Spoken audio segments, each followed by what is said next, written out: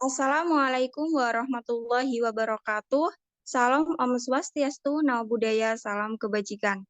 Yang terhormat Bapak Panji Kusuma Prasetyanto, SEMIC Dev, selaku dosen mata kuliah pengantar ilmu ekonomi dan teman-teman sekalian. Pada kesempatan ini, kami akan mempresentasikan hasil diskusi kami mengenai studi kasus inflasi dan pengangguran di dunia. Sebelum memulai presentasi, perkenalkan nama saya Dwi Anirah dengan NPM 2230201106 selaku moderator dalam presentasi kali ini, dan ada rekan-rekan saya. Perkenalkan, nama saya Safira Armianti dengan nomor NPM 222-020-1094. Perkenalkan, nama saya Farhan Desta Aditya dengan nomor NPM 2220201100.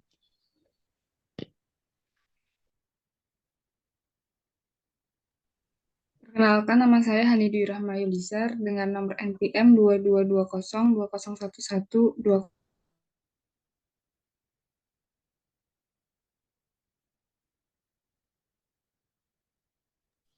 Perkenalkan, nama saya Talita Nasrullah Fida dengan NPM 2220201122.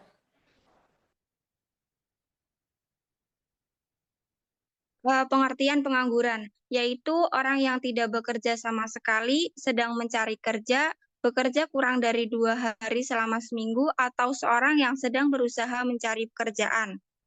Ada 3 kategori pengangguran berdasarkan alasan mengapa menganggur. Yang pertama yaitu penganggur friksional, karena sedang dalam proses peralihan dari suatu pekerjaan ke pekerjaan lainnya.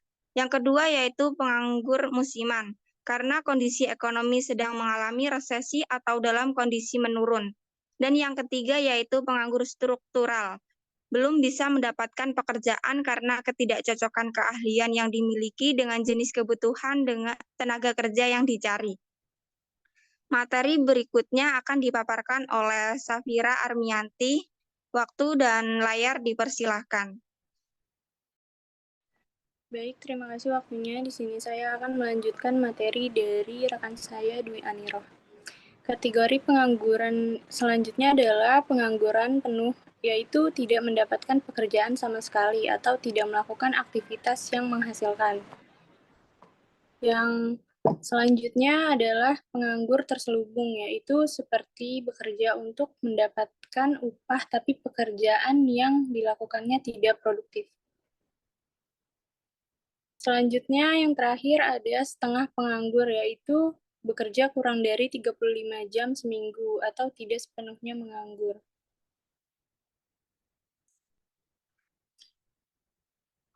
Pengangguran di Afrika Selatan. Afrika Selatan memiliki ekonomi paling maju di antara negara Afrika yang lainnya, dengan sumber daya alam yang melimpah atau terkenal sebagai penghasil berlian, emas, dan platinum yang utama di dunia. Keuangan, hukum, energi, dan sektor transportasi berkembang dengan baik.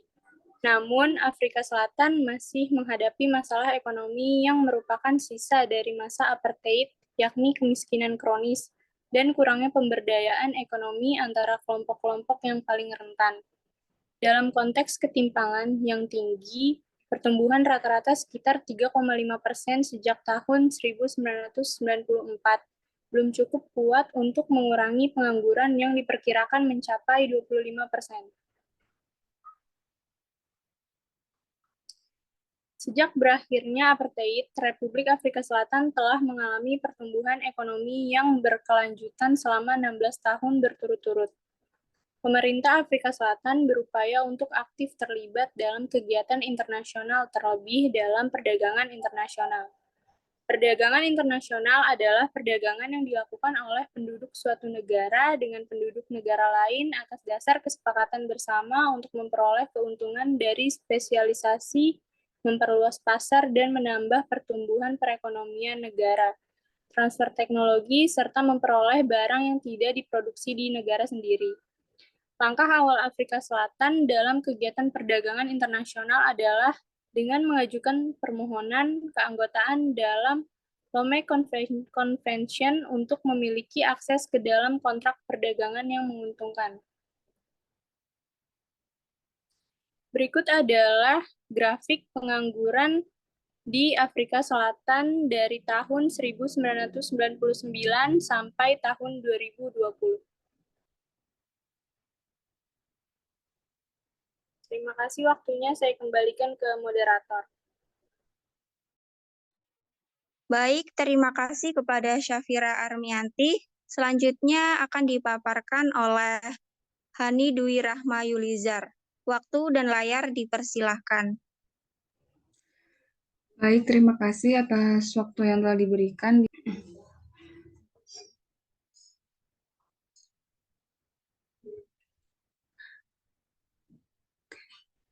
Berikut merupakan data pengangguran di Afrika Selatan. Tingkat penganggurannya yaitu 33,90% menjadi 32,90% pada September 2022. Pekerjanya 15.561,86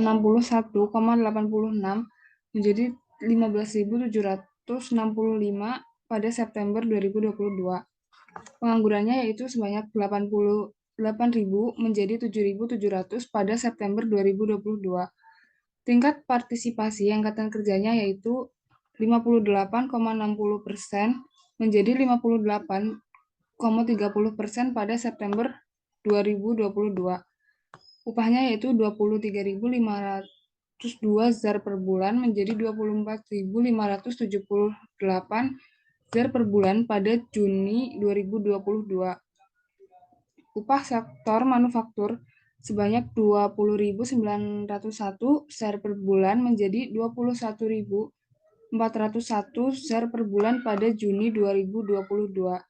Populasinya yaitu 59,30 juta menjadi 60,14 juta pada Desember 2021. Tingkat pengangguran usia muda yaitu 61,40% menjadi 59,60% pada September 2022. Tingkat kerjanya yaitu dari 38,70% menjadi 39,10% pada September 2022.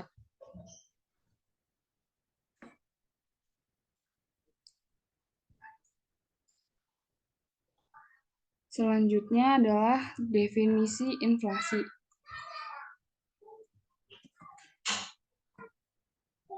Definisi inflasi adalah kenaikan harga barang dan jasa secara umum dan terus-menerus dalam jangka waktu tertentu.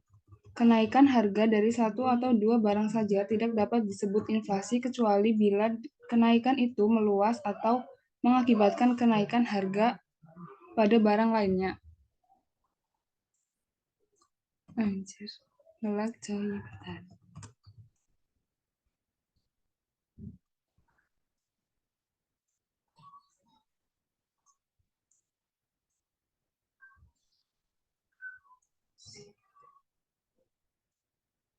Selanjutnya adalah latar belakang inflasi di Venezuela. Venezuela merupakan negara di Amerika Selatan yang memiliki GDP atau Gross Domestic Product paling besar. GDP tersebut bersumber dari hasil penjualan minyak bumi yang dilakukan oleh pemerintah Venezuela dengan mitra-mitra ekonomi Venezuela. Selain memiliki kekayaan minyak bumi, Venezuela memiliki sumber pendapatan lain yang berasal dari pertanian, pariwisata, dan juga telekomunikasi. Kekayaan berlimpah yang dimiliki oleh Venezuela membuat negara-negara lain yang ingin melakukan kerjasama dengan Venezuela.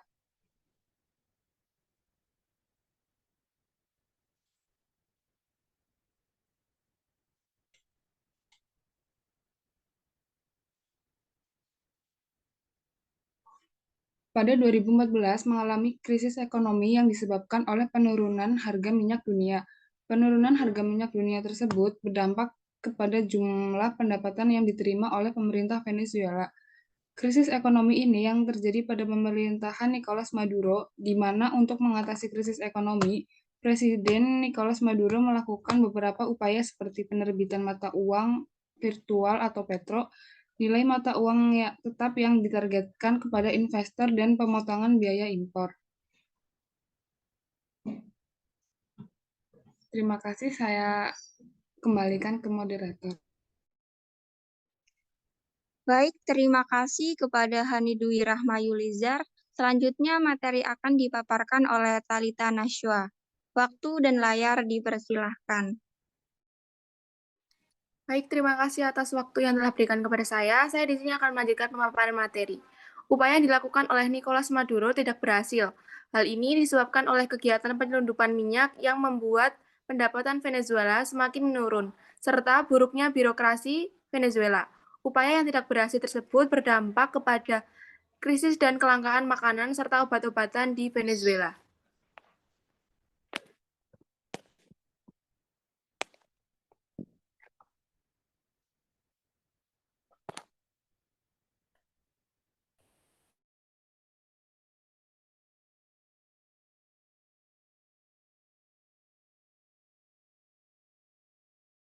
Sebentar, ngelak. Udah aku resume kok. Udah aku... Kok di aku nggak keluar ya? Apanya? Layarnya.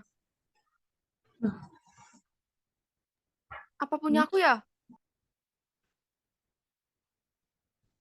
Yang lainnya bisa nggak? Kelihatan Di nggak? layarku upaya yang dilakukan oleh Nicolas Maduro. Aku tak keluar bentar, Pak. Bentar ya.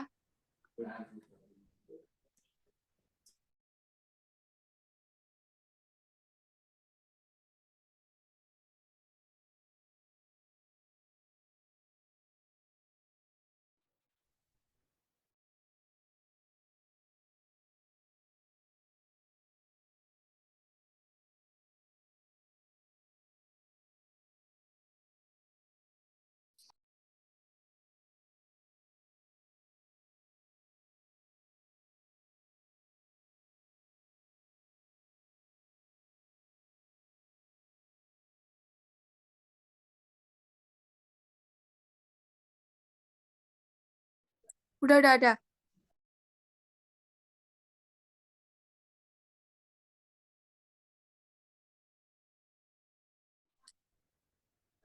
Selanjutnya, inisiatif Amerika Serikat terhadap Venezuela.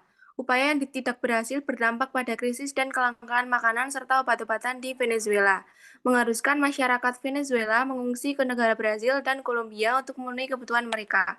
Kemudian, sebagian masyarakat Venezuela yang bertahan melakukan demonstrasi ke pemerintah Venezuela dengan tujuan agar pemerintah dapat menyelesaikan krisis yang terjadi dengan cepat. Namun, aksi demonstrasi tersebut tidak disambut baik oleh Presiden Nicolas Maduro dan berakhir dengan kekerasan yang dilakukan oleh tentara Venezuela. Berikut adalah bantuan Amerika Serikat yang dilakukan untuk negara Venezuela. Pertama, bantuan dalam bentuk humanitarian aid berupa pemberian bantuan makanan, obat-obatan, peralatan medis.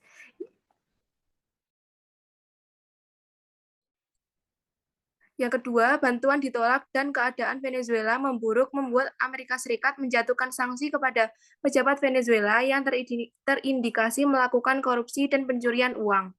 Yang ketiga, bantuan dalam bentuk pemberian air bersih, makanan, high supply, serta memberikan jaminan pekerjaan dan pendidikan. Yang keempat, bantuan tetap ditolak oleh Presiden Nicolas Maduro dan membuat Amerika Serikat harus menyimpan bantuan tersebut di markas USAID. Yang kelima, Amerika Serikat kembali menjatuhkan sanksi dalam bentuk Executive Order IO 13858, 13808, dan 13827 yang berisi tentang larangan transaksi baik tunai maupun non-tunai oleh person maupun kelompok.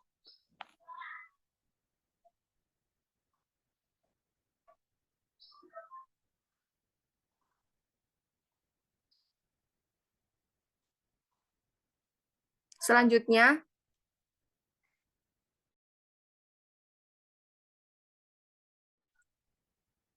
yang keenam, keterlibatan Amerika Serikat di krisis Venezuela membuat Presiden Nicolas Maduro memblokir semua jalur bantuan yang berada di Venezuela.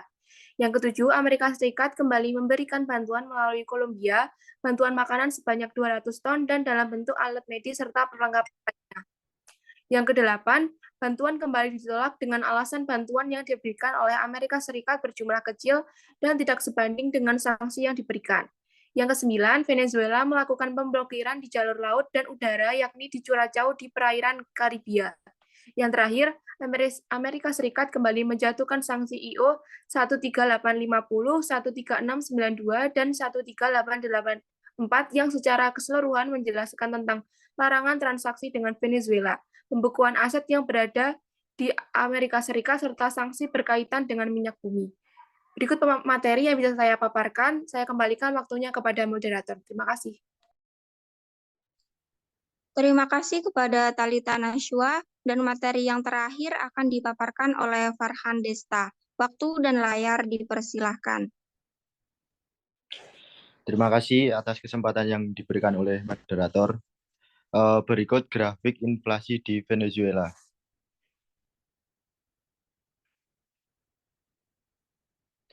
Apakah ketergantungan terlalu tinggi pada minyak satu-satunya masalah?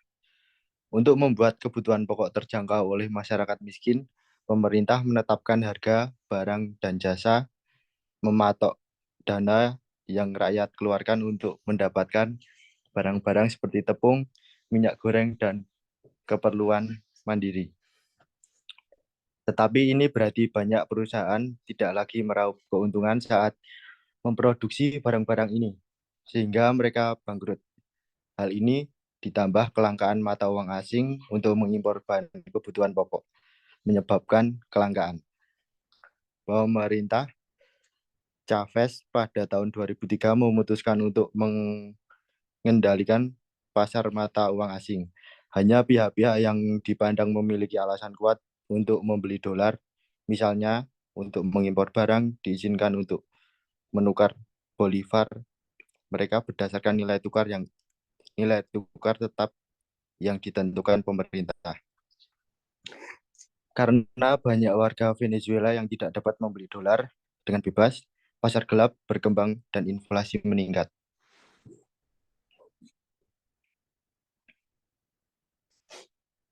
Mengapa inflasi tidak terkendali? Tingkat inflasi tahunan Venezuela saat ini adalah yang tertinggi di dunia, dan seperti hal ini tidak akan berubah dalam waktu dekat. Bank Sentral Venezuela tidak menerbitkan data statistik sejak tahun 2015, tetapi ahli ekonomi dari Johns Hopkins University, Steve Hanke, memperkirakan angka melonjak sampai hampir 18.000% pada bulan April. Inflasi tinggi didorong oleh kesediaan pemerintah mencetak uang tambahan dan kesiapannya untuk secara teratur meningkatkan upah minimum guna mendapatkan kembali dukungan warga miskin Venezuela. Pemerintah juga semakin kesulitan mendapatkan pinjaman setelah kegagalan sejumlah obligasi, karena pemberi pinjaman semakin tidak menginginkan mengambil resiko menanam uang di Venezuela.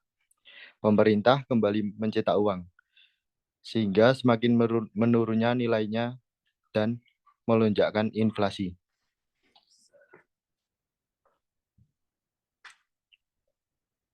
Apakah ada titik terang di masa depan? Harga minyak telah meningkat dan seharusnya menyuntikkan dana yang sangat diperlukan pemerintah, tetapi kurangnya penanaman modal prasarana umum berarti produksi pemerintah minyak negara PDVSA menurun, sehingga semakin sulit untuk bangkit. Ditambah lagi ratusan ribu warga Venezuela meninggalkan negaranya, menimbulkan kelangkaan penduduk berkualitas dan masa depan menjadi tidaklah terlalu menggembirakan. Menyebarnya tuduhan korupsi dan sikap tidak bersahabat pemerintah terhadap bisnis swasta juga mengasingkan calon penanam modal asing. Sejumlah negara telah mengatakan mereka tidak akan mengakui pemerintahan baru, di antaranya Brasil, Kanada, Chile, dan Panama. Tetapi yang dapat benar-benar menghentikan langkah pemerintah Venezuela kemungkinan besar adalah sanksi Amerika Serikat terhadap industri minyak Venezuela. Amerika Serikat menyatakan pemilu Venezuela sebagai sebuah penipuan, sehingga kemungkinan hal ini akan segera terjadi. Sekian pemaparan materi dari saya. Saya kembalikan ke moderator. Terima kasih kepada teman-teman yang sudah memaparkan materi.